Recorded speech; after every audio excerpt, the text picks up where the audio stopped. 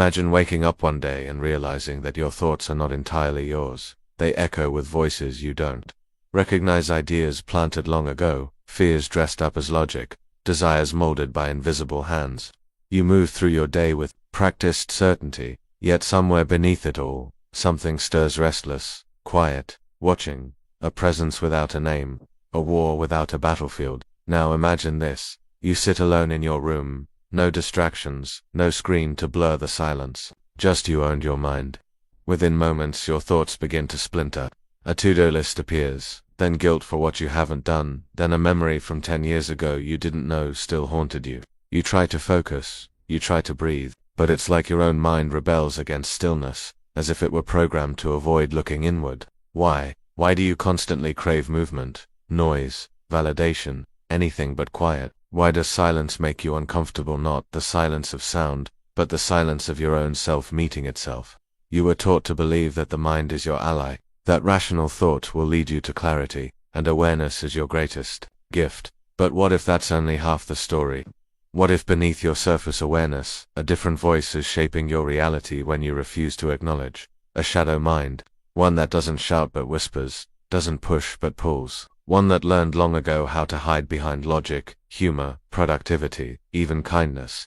This is not paranoia, this is not mysticism, this is the architecture of your psyche's hidden corridors, sealed doors, and unfinished rooms. You see, you've been fighting a war you weren't told existed, not against external enemies, but within the confines of your own consciousness. Every suppressed emotion, every unexamined fear, every moment you lied to yourself, they didn't disappear. They reorganized, they adapted, they became part of the silent opposition, a war of self against self. And perhaps the cruelest part of this inner conflict is that you were conditioned to ignore it. The world teaches you to externalize blame, to chase achievements, to medicate discomfort, to seek freedom by acquiring more chains, all while your mind is flooded with contradictory commands. Be confident but humble, be strong but vulnerable, stand out but fit in, speak your truth but not too loud, be authentic but only the kind that's marketable. No wonder you're exhausted. But what if this exhaustion isn't from the outside world?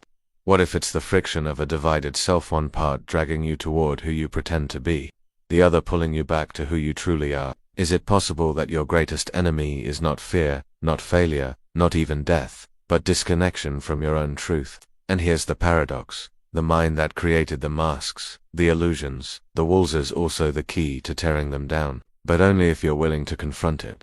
Only if you dare to ask the questions you've been taught to avoid. Who am I when no one's watching? What parts of myself have I buried to survive? What am I afraid will happen if I stop pretending? These questions are dangerous because they burn through the lies that kept you safe. They force you into the fire of your own truth. But they are also the beginning of peace, not comfort, not ease, but true, unshakable inner peace. Because you cannot win a war you don't admit exists. And so you keep moving, scrolling, achieving anything, to not feel the quiet ache beneath the surface. But that ache is not weakness. It's a signal, a call, a whisper from your forgotten self saying, I'm still here, and I want to be seen. So ask yourself, have you really been living or just performing life? And if it's the latter, what would it cost to finally stop, to end the charade, to lay down your arms, to face the mind not as an enemy, but as a mirror? That's the beginning of this journey, not the kind of journey that moves outward, toward more noise, but inward into the fog, the silence, the shadow, into the silent war inside your mind. The hidden problem in its psychological, philosophical roots, the war inside your mind, didn't begin yesterday. It didn't begin when you lost that job, or that relationship, or that version of yourself you once held onto like a lifeline. It began much earlier, quietly, invisibly. Not with violence, but with forgetting. Forgetting who you were before the world told you who to be. This is the war between the persona and the shadow, a concept first brought to light by Carl Jung. The persona is the mask you wear, the curated version of yourself you present to the world. It's the part of you that smiles when you're hurting, that agrees when you want to scream, that blends in even when something inside you begs to stand apart. The shadow, by contrast, is what you hide, the fears, the rage, the jealousy, the trauma, but also your power, your instincts, your truest voice. We are taught to favor the persona. It's socially rewarded, it's safe, it lets us function. But in doing so, we bury parts of ourselves alive. And what is buried doesn't die. Waits. Each time you ignored your intuition to please others, each time you silenced your emotions to appear strong, each time you smiled when you wanted to cry, a fracture was formed. Small, almost imperceptible, but over time, these fractures grow. And eventually, the mind becomes divided into what you acknowledge and what you deny, into light and shadow, into mask and truth. This is the silent war. The problem is, we've built a culture that worships appearance. As Jean-Paul Sartre once wrote, man is nothing else but what he makes of himself. But what happens when what you make of yourself is a fiction, a performance, built to survive a system that rewards the inauthentic? We post our curated selves online and call it connection. We measure worth in likes, followers, status, possessions, and we call it progress. But beneath that polished image, the shadow festers unseen, unheard, unloved. And then we wonder why anxiety feels permanent, why joy feels fleeting, why success feels hollow. The philosopher Arthur Schopenhauer believed that human life was driven, not by reason, but by a blind, insatiable will, a restless hunger that, once fed, only grows. You think a promotion will satisfy you until it doesn't. You think a relationship will complete you until it doesn't. You think clarity comes with knowledge until even your thoughts betray you. What Schopenhauer missed, what Jung later clarifies, that this restlessness isn't always about external lack. It's often the symptom of internal exile. The banishment of the shadow self, which still tries to speak through your symptoms, your triggers, your pain. This shadow is not your enemy, but ignoring it makes it dangerous. It begins to control you from the depths. Through addictions you can't explain, through relationships that mirror your wounds, through irrational fears and emotional overreactions. You think you're in control until one day you explode at a stranger, or collapse in private, sabotage the very thing you worked so hard to build. And you whisper, I don't know what came over me. What came over you was you, the part you abandoned. Philosopher Gabor Mate, in his work on trauma and addiction, explains that most destructive behaviors are not driven by the desire for pleasure, but the attempt to escape pain we haven't faced because society has no rituals for integrating the parts of ourselves that don't fit the script. We're told to move on, to stay positive, to be strong, but in doing so, we confuse repression for healing. We build our lives around escape and we call that evolution. But is it really? If you construct a tower higher and higher, without reinforcing its foundation, eventually it will collapse under its own weight. In the same way, the persona you build without acknowledging your shadow will one day implode, not because you're weak, but because no lie can last forever. So the real problem isn't fear, it's fragmentation. A divided mind, at war with itself. You think you need to fix yourself, but maybe you need to remember yourself, all of you, the light, the dark, the wounds, the wisdom, the rage, the grace. What would it mean to no longer hide, to no longer fear your own truth? But here's the truth, most people never face. The shadow doesn't go away.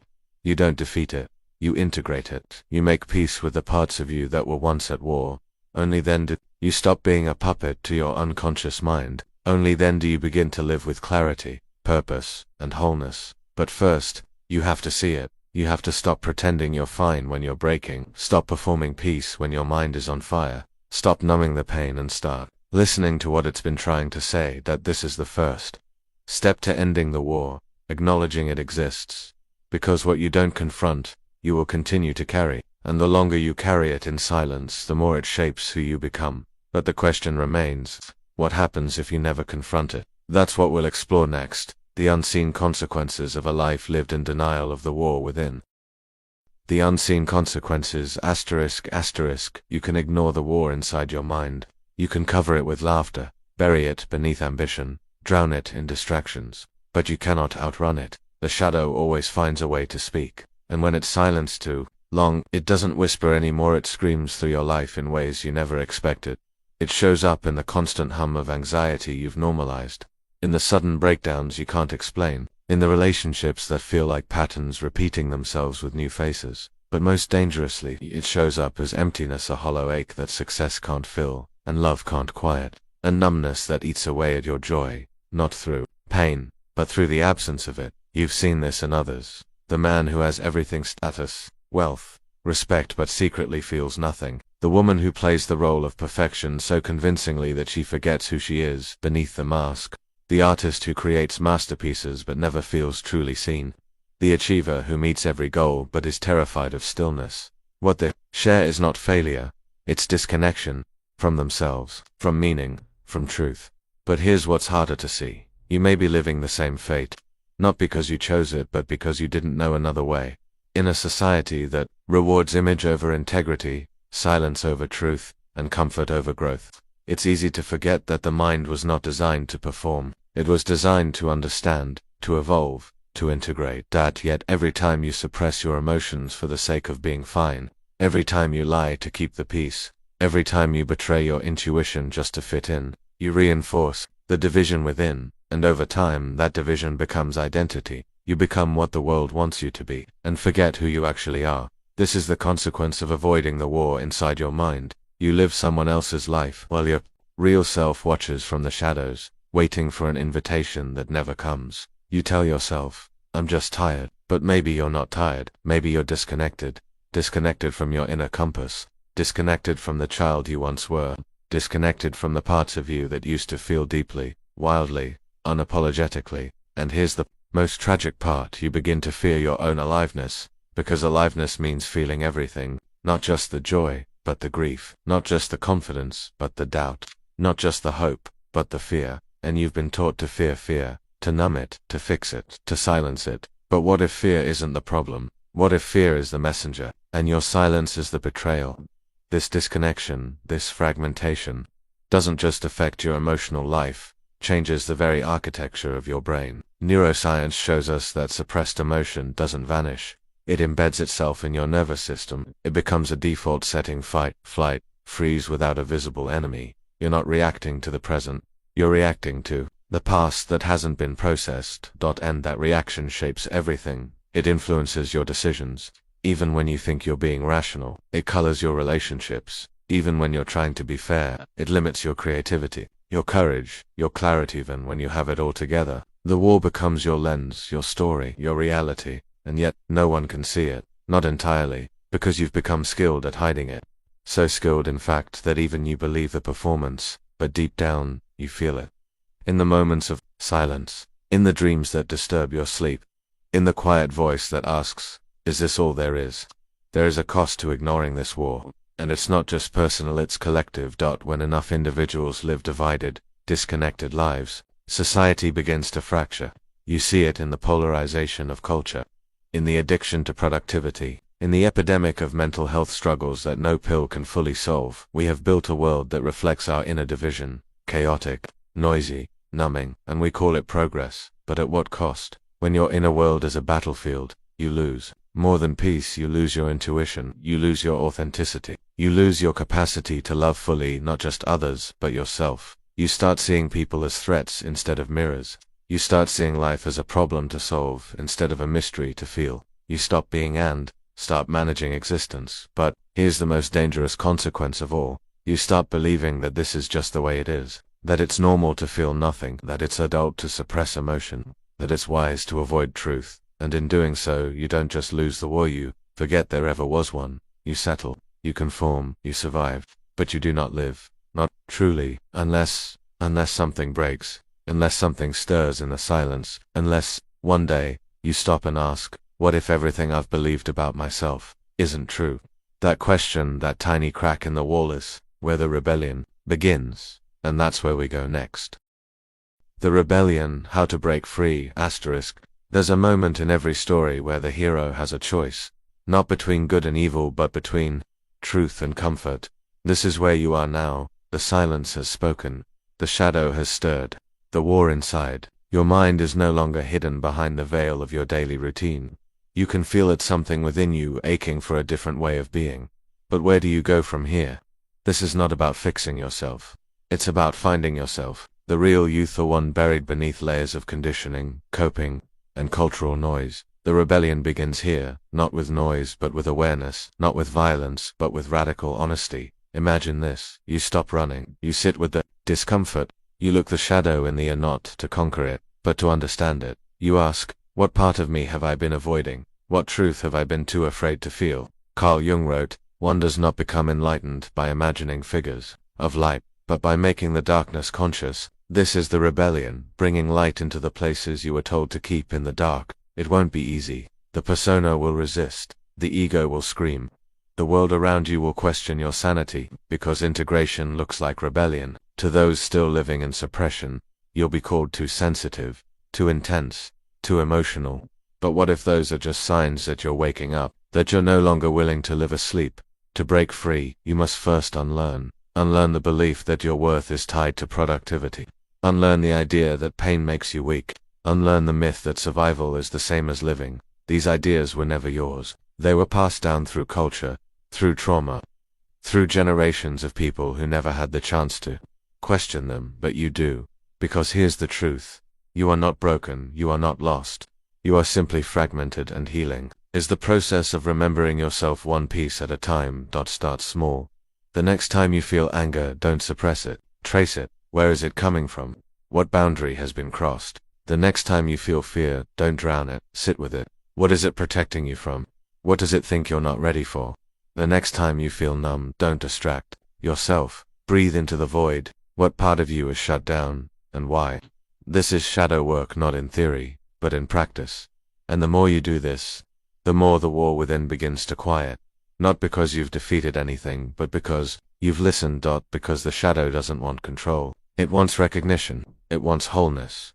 As you listen, something begins to shift. You start making decisions from intuition, not fear. You start seeing patterns not as curses, but as lessons. You start feeling emotions not as threats, but as guides. And the most beautiful part, you begin to feel alive, fully, painfully, gloriously alive. That is the power of integration. It doesn't make life easier, it makes life real. You'll feel more, hurt more, but also love more. You'll laugh with your full body, cry without shame. You'll look in the mirror and, for the first time, recognize the person staring back, because they're not a mask, not a performance, not a survival strategy. They're you, all of you. And when you reclaim that, you don't just heal yourself, you begin to heal the world around you. You show others what authenticity looks like. You give people permission to feel, to question, to break, to rise. This is how rebellion becomes revolution. Not through noise, but through presence. Not through chaos, but through clarity. Not by escaping the war, but by ending it. There's a scene in Dostoevsky's The Brothers Karamazov where Ivan speaks of the unbearable suffering in the world. He doesn't reject God because of logic, but because of the pain he sees in others. It's an expression of deep moral sensitivity, a mind overwhelmed by injustice and contradiction. But later, through the character of Alyosha, we see another response, one of silent rebellion through compassion, through love, through meaning. You get to choose which path you take. You can reject the world in bitterness or reclaim it through depth. The same applies to your mind. You can reject the shadow, continue the war, and live in quiet suffering, or you can welcome it home, listen to its truth, and finally live in peace. And make no mistake, this rebellion is not once and done. It is a practice, a way of life, a new contract with yourself. To stop lying, to stop performing, to stop abandoning your own soul, and to instead walk eyes wide open into the mystery of who you really are beneath the roles, the fears, the masks. That's the silent revolution, but it leads to something even greater, a truth so deep, so freeing, that everything you've suffered begins to make sense. And that is where we're going next.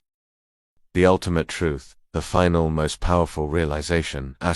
Now imagine this, you've laid down your arms. The war inside your mind has quieted, not because you've silenced the voices, but because you've listened to each one. Not because you've won, but because you've surrendered to wholeness. And in that stillness, something ancient stirs, not loud, not dramatic, but undeniable, a recognition of something you've felt before, long ago, before the masks, before the wounds, before the noise. It's the feeling of being home, not in a place, but in yourself. The ultimate truth is this: you were never broken, you were only divided.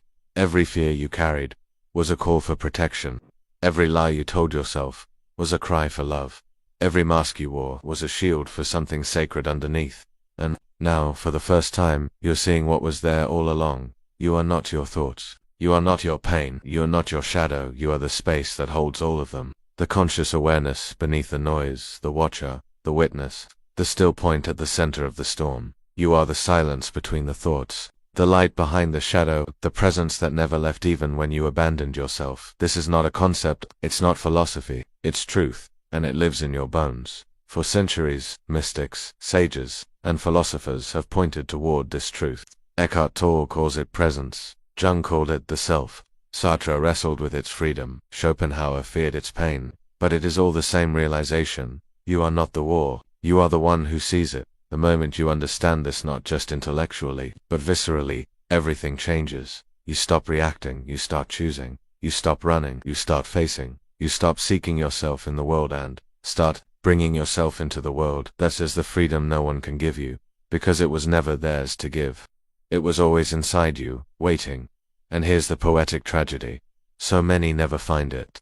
Not because it's hidden, but because they never stop long enough to look. The modern world is not designed for inner truth. It rewards speed over depth, noise over silence, consumption over contemplation. But now you know better. Now you carry the truth, and with it, a responsibility to live awake, to love radically, to never forget what it took to arrive here. Don't need to be perfect. You don't need to have all the answers, you only need to remember this. The war inside you is not your enemy, it is your teacher. Its pain is sacred. Its tension is purposeful. Its presence is a gift, one that brought you back to yourself. So let this be your vow, to never numb your soul again for the comfort of conformity. To never abandon your truth to be accepted by a world still asleep. To never betray your wholeness for the illusion of peace. Because now you know true peace isn't the absence of conflict. It is the presence of alignment, of truth, of integration. It's the stillness that comes when the child inside you no longer feels unheard. When the shadow no longer has to scream to be seen. When the mind and heart, after years of warfare, finally sit in the same room. Listen, and maybe that's what freedom really is. Not escape, but embrace. Not control, but connection. Not perfection, but presence. The silent war inside your mind was never meant to destroy you. It was meant to awaken you. To shake you out of autopilot. To guide you back to the parts of yourself you left behind. And now that you are here fully, fiercely, finally here, what will you do with that truth? Will you turn back? Or will you walk forward, into the life that only you can live? Because, now, you are not a victim of your thoughts. You are their observer. You are their creator. You are their alchemist. That the war is over. But the real journey, the one of conscious, embodied living has just begun. So take a breath, feel the silence, look within, and remember, you are not the storm, you are the sky.